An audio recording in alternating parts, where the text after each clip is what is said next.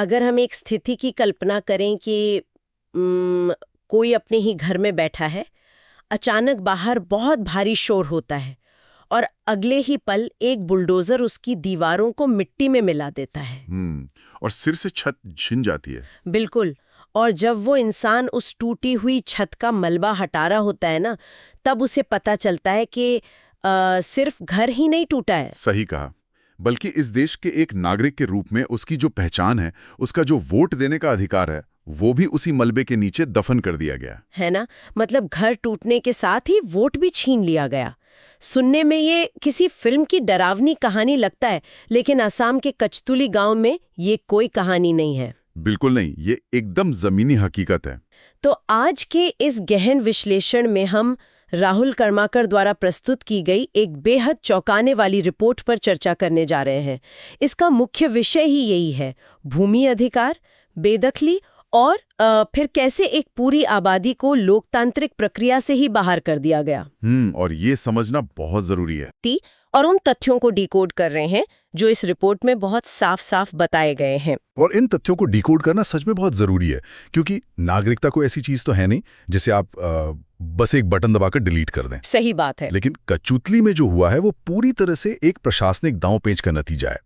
अगर हम सिर्फ टाइमलाइन को देखें ना, तो नवंबर 2025 से फरवरी 2026 के बीच चुनाव आयोग की मतदाता सूची का एक स्पेशल रिवीजन यानी विशेष संशोधन हुआ था। अच्छा, वो स्पेशल रिवीजन, तो उसका नतीजा क्या निकला? उसका नतीजा ये था कि कचुतली गांव के 2000 से अधिक निवासियों के नाम वोटर लिस्ट से गायब हो गए। मतलब वे अब भारत के मतदाता ही नहीं रहे। एक मिनट, ठीक है, तो इसे थोड़ा विस्तार से समझते हैं, क्योंकि मेरे दिमाग में जो सबसे बुनियादी सवाल आ रहा है ना, वो ये है कि एक चीज का दूसरी चीज से क्या लेना देना। आप बेदखली और वोट की बात कर रही हैं। हाँ, मतलब अगर किसी व्यक्ति का घर टूटता है या सरकार उसे किसी जमीन से बेदखल करती है, तो इसका सीधा असर उसकी नागरिकता या वोट देने के अधिकार पर कैसे पड़ सकता है? घर का ना होना देश का नागरिक ना होने के बराबर कैसे हो गया? यहाँ जो बात सबसे ज्यादा ध्यान खींचती है वो यही है, सिस्टम ने कैसे एक कानूनी प्रक्रिया का इस्तेमाल किसी दूसरी ही चीज को अंजाम देने के लिए किया है। कैसे? रिपोर्ट के अनुसार इस पूरी प्रक्रिया के 2 चरण हैं। पहला चरण शुरू होता है सितंबर 2024 में और फिर अप्रैल 2025 में। कचुतली के इन निवासियों को उस जमीन से बेदखल कर दिया गया जिसे सरकार अतिक्रमित भूमि मानती है। मतलब अतिक्रमित भूमि? हाँ, जो ट्राइबल बेल्ट और ब्लॉक हैं। पहले जरा ये ट्राइबल बेल्ट और ब्लॉक वाला हिस्सा आसान भाषा में समझाइए। ये क्या होता है और ये जमीन इतनी खास क्यों है? बिल्कुल, तो इसे ऐसे समझिए कि आज से दशकों पहले, आजादी के आसपास ही ना, असम में मूल आदिवासी और जनजातीय समुदायों की जमीन को सुरक्षित रखने के लिए एक कानून बनाया गया था। अच्छा। मकसद ये था कि कोई भी बाहरी व्यक्ति या साहूकार आकर इन गरीब आदिवासियों की जमीन न खरीद ले। तो कुछ खास इलाकों को ट्राइबल बेल्ट और ब्लॉक घोषित कर दिया गया। मतलब वहां कोई बाहर का इंसान जमीन नहीं ले सकता? एकदम सही। वहां गैर आदिवासी लोग जमीन नहीं खरीद सकते या बस नहीं सकते। ये एक ऐतिहासिक सुरक्षा कवच है। तो सरकार का तर्क ये है कि कचुतली में जो बंगाली भाषी मुसलमान बसे हुए थे, वे इसी सुरक्षित जमीन पर अतिक्रमण करके बैठे थे। तो सरकार के हिसाब से उन्हें वहां से हटाना कानूनी रूप से सही था? हाँ, बेदखली उनका कानूनी अधिकार है। समझ गई। यानी जमीन से बेदखल करना एक कानूनी कदम था। लेकिन फिर ये दूसरा चरण क्या है? बेदखल किए गए लोगों का वोट कैसे कट गया? यहीं से सारा प्रशासनिक खेल शुरू होता है। जब इन लोगों को वहां से खदेड़ दिया गया, तो चुनाव आयोग के जो स्थानीय अधिकारी होते हैं ना, BLO, हाँ, BLO, वो जब घर घर जाकर सर्वे करने पहुंचे तो उन्होंने देखा कि वहां तो कोई घरे नहीं है, सब मलबा पड़ा है। तो अधिकारियों ने कानून का एक बहुत ही तकनीकी पेच निकाला। कैसा पेच? उन्होंने तर्क दिया है कि चूंकि अब ये लोग अपने उस स्थायी पते यानी परमानेंट एड्रेस पर नहीं रहते हैं, इसलिए जनप्रतिनिधित्व कानून के तहत अब वे वहां के सामान्य निवासी या ऑर्डिनरी रेजिडेंट्स नहीं रहे। अरे बाप रे। और सिर्फ इसी एक आधार पर बिना किसी और जांच पड़ताल के उनका नाम वोटर लिस्ट से डिलीट कर दिया गया। एक मिनट, डिलीट कर दिया गया मतलब डी वोटर नहीं, सस्पेंड नहीं, सीधा डिलीट? हाँ, सीधा डिलीट। मेरी अपनी समझने की शैली के हिसाब से अगर मैं इसकी तुलना करूं ना, तो मान लीजिए कहीं कोई भयानक प्राकृतिक आपदा आती है, कोई भूकंप आता है और किसी व्यक्ति का घर पूरी तरह से तबाह हो जाता है। सही उदाहरण है। और उसे मजबूरन 6 महीने तक किसी सरकारी राहत शिविर या सड़क किनारे टेंट में रहना पड़ता है। तो क्या इस आधार पर चुनाव आयोग उसका वोट देने का अधिकार खत्म कर देता है? जाहिर है नहीं करता। बिल्कुल। भूकंप पीड़ित भी तो अपने स्थायी पते पर नहीं रह रहा है ना। तो फिर कानूनी रूप से इस स्थिति को कैसे सही ठहराया जा रहा है? ये एक बहुत ही सटीक तुलना है। अगर भूकंप में घर टूटने पर सरकार आपसे वोट नहीं छीनती तो बेदखली में क्यों? वही तो। यहीं से पता चलता है कि ये सिस्टम का कोई बग नहीं है, बल्कि एक फीचर है जिसे शायद जानबूझकर इस्तेमाल किया जा रहा है। चुनाव आयोग के सामान्य नियम सच में बहुत सख्त होते हैं। हाँ, किसी का नाम काटना इतना आसान तो नहीं होता। बिल्कुल नहीं। किसी जीवित व्यक्ति का नाम वोटर लिस्ट से काटना हो तो एक बहुत लंबी प्रक्रिया होती है, लेकिन यहाँ अधिकारियों ने इस बेदखली के मलबे को एक शॉर्टकट की तरह इस्तेमाल कर लिया। और इस प्रक्रिया का कोई सिर पैर नहीं है। ये बात रिपोर्ट में दिए गए मुकद्दस अली के उदाहरण से बिल्कुल साफ हो जाती है। मतलब मुकद्दस अली की कहानी तो सच में व्यवस्था के मुंह पर एक तमाचा है। मुकद्दस अली का मामला इस पूरी प्रशासनिक विडंबना का सबसे बड़ा उदाहरण है। मुकद्दस अली कोई आम नागरिक नहीं है, वो पूर्व में सत्ताधारी बीजेपी के पंचायत नेता रह चुके हैं। जरा सोचिए, जब एक व्यक्ति पंचायत का चुनाव लड़ता है तो उसके दस्तावेजों की कितनी बार छटनी होती है? जाहिर है, हर एक कागज देखा जाता है, कई स्तर पर जांच होती है। बिल्कुल। उस समय सरकारी तंत्र ने उनके कागजातों को पूरी तरह से वैध माना, तभी तो वे चुनाव लड़ पाए और नेता बने। सही बात है, लेकिन आज उन्हीं मुकद्दस अली को उन्हीं दस्तावेजों के हाथ में होने के बावजूद वोटर लिस्ट से बाहर फेंक दिया गया है। ये तो बहुत अजीब बात है। उनका सीधा सा तर्क है कि जब चुनाव लड़ने के लिए मैं इस देश का एक वैध नागरिक था, तो आज सिर्फ इसलिए कि मेरे घर पर बुलडोजर चला दिया गया है, मेरे वही पुराने और असली कागजात अचानक से अमान्य कैसे हो गए? यहाँ आकर ना ये विषय सच में बहुत दिलचस्प हो जाता और भयानक भी, क्योंकि जब हम राहुल कर्माकर के रिपोर्ट के आंकड़ों पर गौर करते हैं तो पता चलता है कि हम सिर्फ कचतूली गांव के कुछ 100 लोगों की बात नहीं कर रहे हैं। एकदम सही कह रही हैं आप, इसका पैमाना बहुत बड़ा है। राज्य सरकार ने 2021 से लेकर अब तक लगभग 42,000 एकड़ यानी करीब 1.29 लाख बीघा जमीन को खाली कराया है। जरा इसकी कल्पना कीजिए। 42,000 एकड़ बहुत बड़ा इलाका होता है ये। हाँ, ये इतना बड़ा इलाका है कि आप इसमें भारत का एक पूरा का पूरा शहर बसा सकते हैं। और इसका असर वोटर लिस्ट पे क्या पड़ा? वही सबसे चिंताजनक बात है। फरवरी 2026 की संशोधित सूची से लगभग 2,43,000 वोटरों के नाम हटा दिए गए हैं। 2.5 लाख लोग, यह एक पूरे के पूरे जिले की आबादी के बराबर है, जिसे सिस्टम से रातों रात गायब कर दिया गया। अगर हम इन कड़ियों को एक बड़ी तस्वीर से जोड़कर देखें ना, तो ये समझना मुश्किल नहीं है कि असम के दशकों पुराने पहचान के संघर्ष का एक नया और कहीं ज्यादा खतरनाक रूप है। आप असम के उस पुराने नागरिकता वाले मुद्दे की बात कर रहे हैं? हाँ, असम में नागरिकता का मुद्दा हमेशा से एक उबलता हुआ ज्वालामुखी रहा है। 1997 को याद कीजिए, जब चुनाव आयोग ने असम में डी वोटर यानी डाउटफुल वोटर की एक नई व्यवस्था शुरू की थी। हाँ, रिपोर्ट में बताया गया है कि 2005 में इस डी वोटर की संख्या अपने चरम पर थी, लगभग 1,81,000। सही कहा। और 2023 तक आते आते संख्या घटकर लगभग 97,987 रह गई थी। बाहर से देखने पर ऐसा लगा कि चलो ये मामला अब धीरे धीरे सुलझ रहा है। सुलझ रहा है। लेकिन रिपोर्ट एक बहुत ही गहरी और डरावनी शिफ्ट की तरफ इशारा करती है। कचलुतली के जो मौजूदा विस्थापित लोग हैं ना, वे डी वोटर नहीं बनाए गए हैं। तो उन्हें क्या बनाया गया है? उन्हें एक नई श्रेणी में डाल दिया गया है, डिलीटेड वोटर। इन दोनों में तकनीकी फर्क क्या है, मतलब डी वोटर और डिलीटेड वोटर में? बहुत बड़ा फर्क है। अगर आप एक डी वोटर हैं तो आपके पास कम से कम फॉरेनर्स ट्रिब्यूनल में जाकर अपने कागजात दिखाने और अपनी नागरिकता साबित करने का एक कानूनी रास्ता होता है। आप सिस्टम से लड़ सकते हैं। अच्छा, मतलब एक मौका मिलता है अपनी बात रखने का। बिल्कुल। लेकिन डिलीटेड वोटर का मतलब है कि आपका वजूद ही मिटा दिया गया है। ट्रिब्यूनल जाने का कोई सीधा रास्ता नहीं है। आप तकनीकी रूप से सिस्टम से गायब हो चुके हैं। बाप रे। रिपोर्ट में इस मामले पर कानूनी विशेषज्ञों की राय बहुत स्पष्ट है।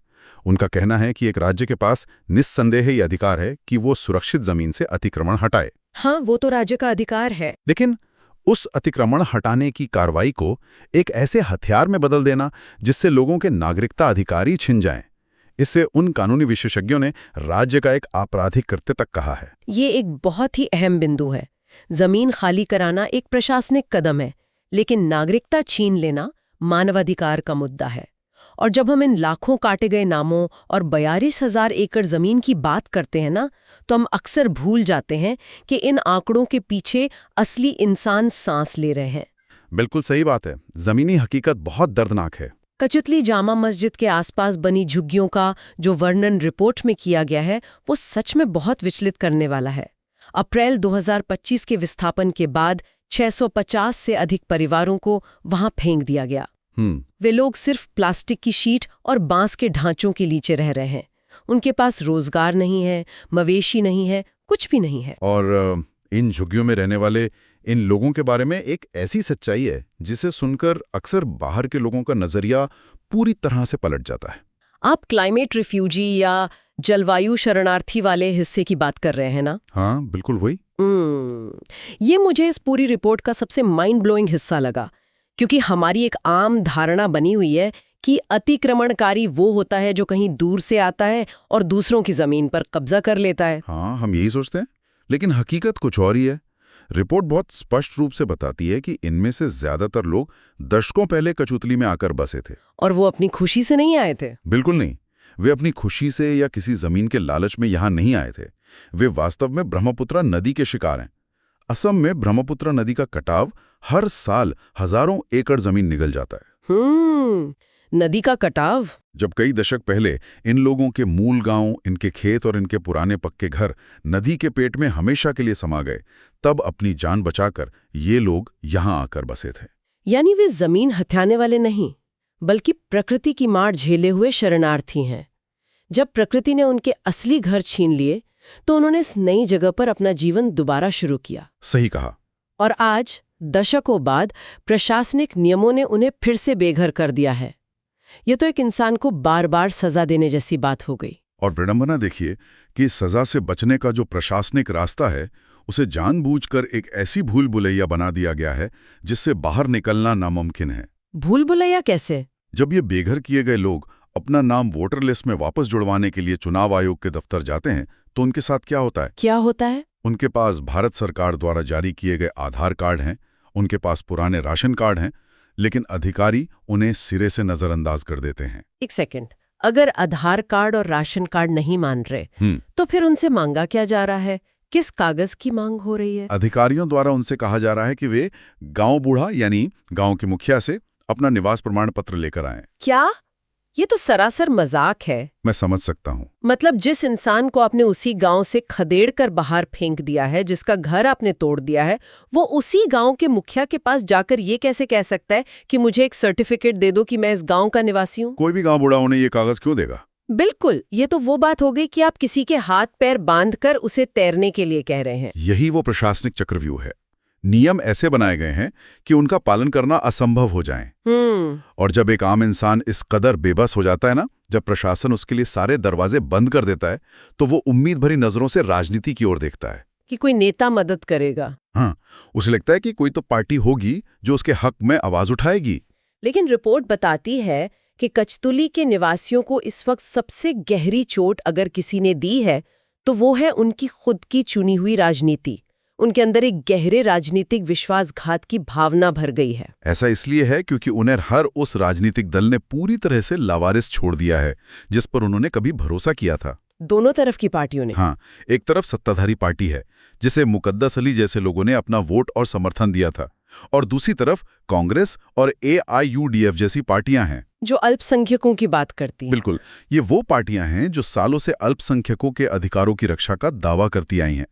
लेकिन रिपोर्ट के अनुसार आज जब इन लोगों से उनका वोट देने का अधिकार छिन गया है तो किसी भी पार्टी का कोई बड़ा नेता इनकी सुध लेने नहीं आया।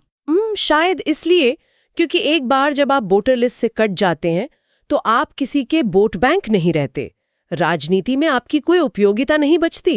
एकदम सटीक बात कही आपने। और इस पूरी खामोशी के पीछे एक बहुत ही सोची समझी पहचान की राजनीति काम कर रही है। वो कैसे? रिपोर्ट के उस हिस्से पर गौर करना बहुत जरूरी है जहां ये बताया गया है कि कैसे गैर नागरिक शब्द को राजनीतिक रूप से मियाँ शब्द का पर्याय बना दिया गया है। असम में ये मियाँ शब्द का इतिहास बहुत जटिल है। मुख्य रूप से इसका इस्तेमाल बंगाली भाषी मुसलमानों के लिए एक अपमानजनक या नीचा दिखाने वाले तरीके से किया जाता है। बिल्कुल, और रिपोर्ट ये तक पेश करती है कि इस पूरी भारी भरकम कवायद का, चाहे वो जमीन खाली कराना हो या लाखों लोगों को वोटर लिस्ट से डिलीट करना, अंतिम उद्देश्य सिर्फ जमीन बचाना नहीं है। तो असली मकसद क्या है? इसका असली मकसद है राजनीतिक रूप से मियाँ समुदाय की रीढ़ तोड़ना। अच्छा, जब आप एक विशिष्ट समुदाय के लाखों लोगों को मतदान के अधिकार से वंचित कर देते हैं, तो विधानसभा से लेकर पंचायत तक उनका राजनीतिक प्रतिनिधित्व, उनकी आवाज हमेशा के लिए खत्म हो जाती है। ये किसी भी समुदाय को शक्तिहीन करने का सबसे अचूक तरीका है। ये एक बेहद ही खौफनाक स्थिति है। मतलब जब किसी इंसान से उसका घर, उसका रोजगार और फिर उसकी पहचान तक छीन ली जाए, तो उसके अंदर क्या गुजरती होगी, इसे शब्दों में बयां करना मुश्किल है। बहुत मुश्किल है। लेकिन कच्चूतली के एक 65 वर्षीय निवासी अन्नाफली का एक बयान रिपोर्ट में है, जो इस पूरी ट्रेजेडी को एक झटके में सामने रख देता है। हाँ, वो बहुत ही मार्मिक बयान था। उन्होंने कहा है कि एक सरकार जो हमें बेघर कर सकती है, वो हमें मार भी सकती है। अनिश्चितता का जीवन जीने से बेहतर है मर जाना। जरा इस निराशा की गहराई को महसूस कीजिए, जब इस देश का एक व्यक्ति इस हद तक टूट जाए कि उसे अपनी वर्तमान जिंदगी की अनिश्चितता से मौत ज्यादा बेहतर लगने लगे, तो हमें रुककर सोचना होगा कि ये सारी नीतियां आखिर जमीन पर क्या कहर ढा रही हैं। अन्नाफली के वो शब्द कोई राजनीतिक नारा नहीं है। वे एक ऐसे इंसान की चीख हैं जिसे चारों तरफ से बंद कर दिया गया है। ये सिर्फ कागजों आंकड़ों की लड़ाई नहीं रह गई है, ये उनके अस्तित्व की, उनके वजूद की लड़ाई बन गई है। तो इन सब बातों का कुल निष्कर्ष क्या है? अगर हम आज की इस पूरी चर्चा को समेटें, तो राहुल कर्माकर की ये रिपोर्ट हमें एक बहुत ही डरावनी हकीकत का आईना दिखाती है। बिल्कुल। असम के कचुतली गांव में जो हो रहा है, वो भूमि विस्थापन, प्रकृति द्वारा लाए गए जलवायु परिवर्तन और एक बेहद सख्त प्रशासनिक व्यवस्था का एक ऐसा गठजोड़ है जो एक पूरी की पूरी आबादी को लोकतांत्रिक प्रक्रिया से अदृश्य कर रहा है। और वो भी पूरी तरह से कानूनी दायरों का इस्तेमाल करके। सही कहा। हमने देखा कि कैसे दशकों पहले ब्रह्मपुत्र नदी के कटाव से विस्थापित हुए जलवायु शरणार्थियों को अतिक्रमित जमीन के नाम पर बेदखल किया गया, और फिर उसी बेदखली का फायदा उठाकर स्थायी पता न होने के तकनीकी आधार पर उनका वोट छीन लिया गया, जो कि बहुत ही अन्यायपूर्ण है। आधार कार्ड जैसे राष्ट्रीय दस्तावेजों को नकार दिया गया और एक ऐसी शर्त लगा दी गई जिसे वो कभी पूरा ही नहीं कर सकते। और ये सब कुछ सिर्फ एक रिपोर्ट के पन्नों में दर्ज है, जिसे हमने बिना किसी पक्षपात के आज समझने की कोशिश की है। इससे एक बहुत ही महत्वपूर्ण सवाल खड़ा होता है, और सच कहूं तो ये सवाल सिर्फ असम या भारत तक सीमित नहीं है। अच्छा, तो ये किस चीज से जुड़ा है? ये एक ऐसा सवाल है जो पूरी दुनिया के भविष्य से जुड़ा है। आज हम कचुतली में जो देख रहे हैं ना, वो शायद आने वाले कल का एक ट्रेलर है। ट्रेलर किस चीज का? भयानक रूप दिखाएंगे। नदियां अपना रास्ता बदलेंगी, समुद्र का जल स्तर बढ़ेगा, तटीय इलाके डूबेंगे। ये तो वैज्ञानिक चेतावनी दे ही रहे हैं। और इसके चलते भविष्य में बड़े पैमाने पर करोड़ों लोगों को अपना मूल घर छोड़ने के लिए, विस्थापित होने के लिए मजबूर होना पड़ेगा। बिल्कुल।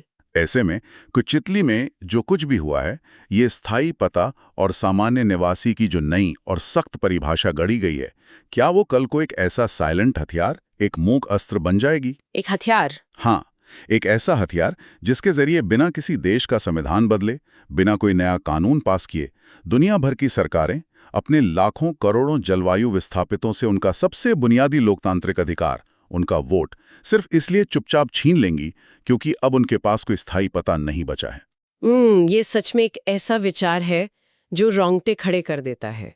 क्या भविष्य में अपना घर खोने का मतलब हमेशा के लिए अपनी आवाज, अपनी नागरिकता खोना हो जाएगा? जब नदियां घर निगलेंगी तो क्या सिस्टम वोट निगल लेगा? यही सोचने वाली बात है। ये एक ऐसा सवाल है जो ये रिपोर्ट हमारे सामने छोड़ जाती है, और एक समाज के रूप में हमें बहुत जल्द इसका जवाब खोजना